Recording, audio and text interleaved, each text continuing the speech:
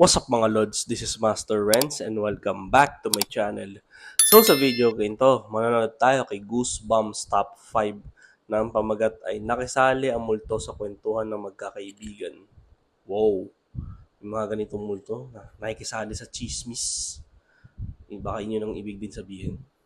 So make sure magsusubscribe kayo dito kay Goosebumps Top 5. Isahin to sa mga paborito ko YouTube channel. So make sure subscribe kayo. Goosebumps Top 5. So shoutout sa mga subscribers ko dyan. Thank you so much sa inyong suporta. So without further ado, let's go sa go.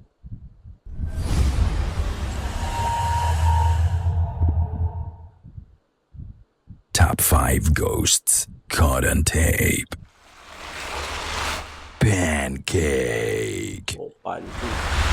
May pinost na video si Angela noong September 27 this year. Ito ay video ng pamangkin niya habang kumakain siya ng paborito niyang pancake. 2 taon na ang nakalipas. As you can see, nag-i-enjoy ang bata sa pagkain. Ang hindi alam ni Angela, makakapture niya ang isa sa pinaka-intriguing paranormal footage nung araw na yon. Oh my God, what is that? Oh my God! What is that? What she captured isn't just a memory, but evidence of the paranormal. Tignang Ayun, mabuti ang likod ng bata May anino. sa bumbilya. A strange shadow-like entity glides from left to right. At first, parang normal na shadow lang siya, but there's something really weird about it. Tignan ang mangyayari sa light bulb sa pagdaan ng anino. Pati ang ilaw nito ay nawala at natakpan ng dumaang anino. Hindi lang yun. Dahil kahit na nakita mong namatay ang ilaw sa bumbilya ng maharangan ito ng anino, makikita mo pa din na may liwanag na nakapalibot dito. Just like how a light would normally bend around us. Saka pansin ko, kung halimbawang baka sa labas lang yun or what, imposible. Kasi nakakangan yung liwanag ng ilaw. So, para sa akin legit to.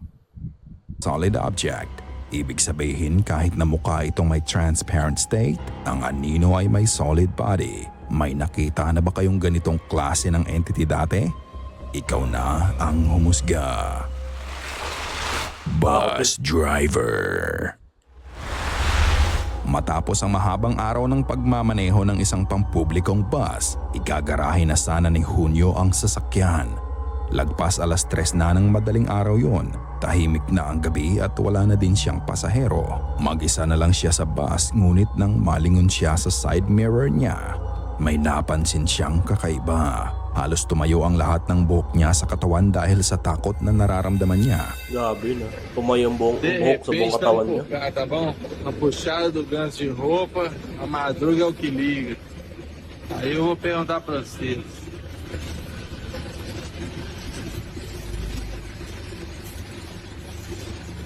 Só eu que tô vendo? Hã? Uy! Ano yun? Ba't may tao dun ah? Só eu que tô vendo? Hã? Oo Só nga, eu no? que tô vendo?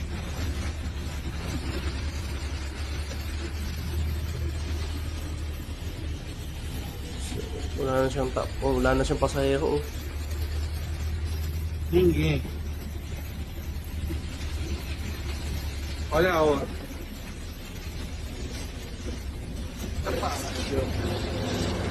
Tingnan mabuti ang side mirror. Makikita mo ang lalaki na ilalabas ang ulo niya sa bintana ng bus at saka babalik sa loob. Paulit-ulit itong ginawa ng imahe na pasilip-silip sa daan na parang naliligaw. Ngunit nang ipakita ni Hunyo ang loob ng bus kung saan may sumisilip sa bintana, wala namang tao doon. Makikita mo ding walang laman ang bus. Hindi niya maipaliwanag kung sino o ano ang lalaking nasa gilid ng bus. Napatanong na lang siya kung ano nga ba ang nakikita niya. Ito ba ay kaluluwa ng lalaki na nakikisakay lang o sadyang haunted ang bus na minamaneho niya? Ano yun? Baka wala lang pamasahe. Nakikisabit lang. Diplomat Hotel. Nako, diplomat to. Matatandaan na sa isa sa mga ginawa nating video noon ay ang exploration ni Anywhere TV sa Diplomat Hotel kung saan may nakita siyang imahe ng madre na naglalakad sa loob ng gusali. Nitong October 19, nagpunta naman ang grupo ni Richard sa Diplomat Hotel para mag-video at mag-picture-picture. Kasama niya ang kanyang girlfriend, driver at mami ng girlfriend niya nung gabi na. Sarado na nga ang hotel nang dumating sila, ngunit nakiusap na lang sila sa gwardiya para makapag-video kahit sa labas ng hotel.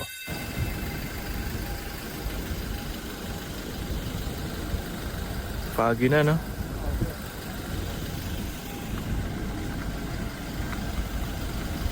Kindat pa yung ilaw sa loob, eh, oh. Naka-type ka, tumingin doon. Taas pa ng ulan. Dito kami ngayon sa harap ng Diplomat Hotel. Ayan. Putang ina. Nakakatakot to. Shit. Nakakatakot pala pag ganito. Mukundap-kundap pa yung ilaw, eh, oh. Makikita mong foggy at maulan ang gabi na yun dahil sa bagyo. Lalo pang ang nakakapangilabot ang hotel dahil sa papundi-punding ilaw sa loob. Ngunit nang videohan ni Richard ang kaliwang bahagi ng gusali, ito ang nangyari. Anong nangyari? Lumalakas na po ang hangin. Grabe lakas ang hangin, oh. Holy shit. Mabagyo na.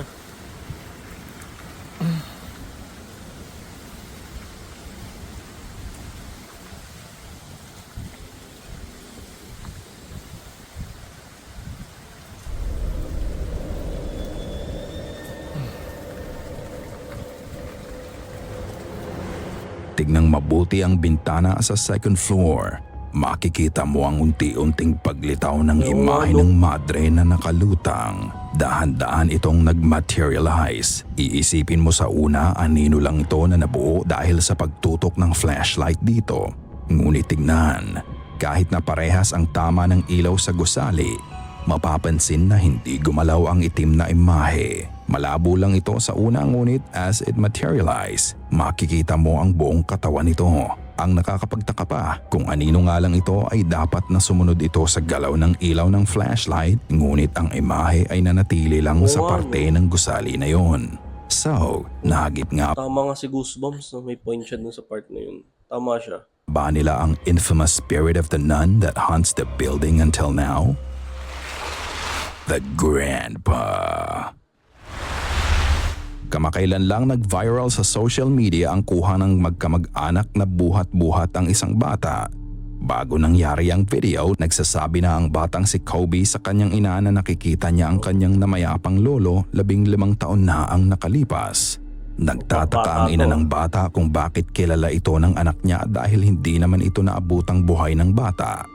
Makalipas ang ilang araw, masaya pang nanonood sa cellphone ang bata. Nagpaalam ito na iihi lang at bigla na nga lang itong kinumbulsyon. Dahil sa nasaksihan nila ay dali-dali nilang binuhat ang bata at itinakbo sa hospital. Nakunan pa nga nila ito ng video. Ngunit nang panoorin nila to, nagulat na lang sila sa nakita nila.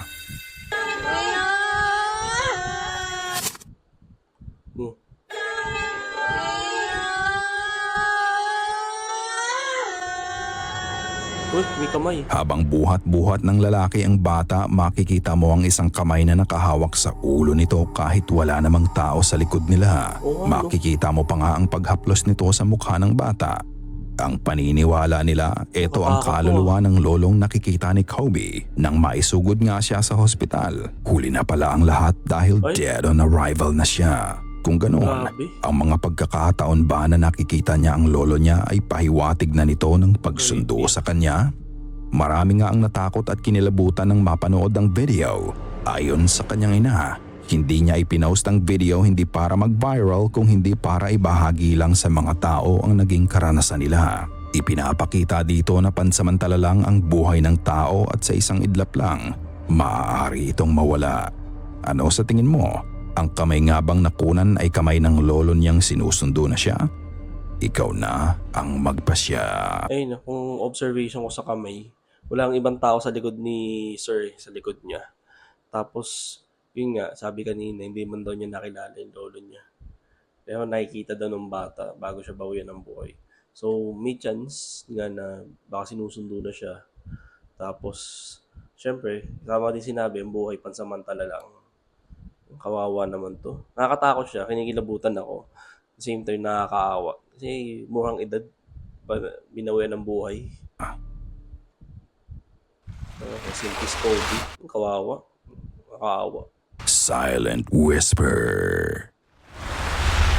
Noong October 31, nagkita at nagkasama-samang muli ang apat na magkakaibigan sa isang bahay. Ginagawa nila ito taon-taon tuwing magha-Halloween. Kwentuhan, catch-ups at iba pa.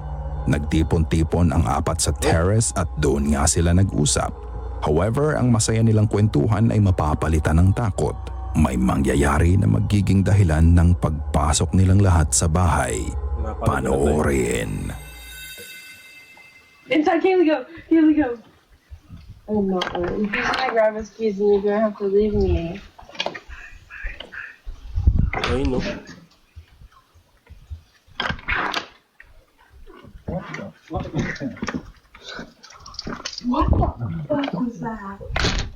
Pag-alis ng isa sa kanila, makikita mong maiiwan ang tatlo sa terrace.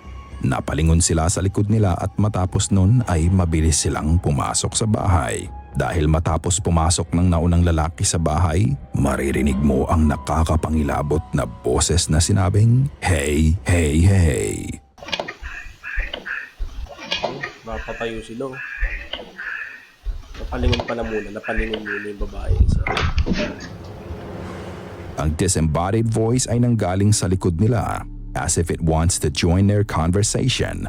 Matapos nga nang nangyari, everyone silently agreed to get out of there. Wala silang hesitation na pumasok agad sa bahay.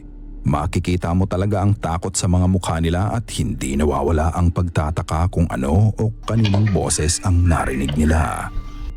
Katulad ng dati, iiwan ko sa inyo ang pagpapasya. Ikaw na ang bahalang humusga. Sana'y kinilabutan ka. Oh, gabi. Nakakilabot.